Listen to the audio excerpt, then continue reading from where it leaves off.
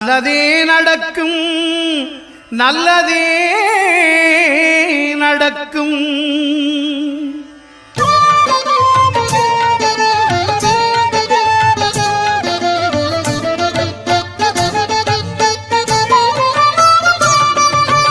ஒன்பது கோளும் ஒன்றாய் காண அங்கு கற்பகம் என்னும் கடவுளின் மெய்யில் ஒன்பது கோளும் ஒன்றாய் காண அங்கு கற்பகம் என்னும் கடவுளின் மெய்யில்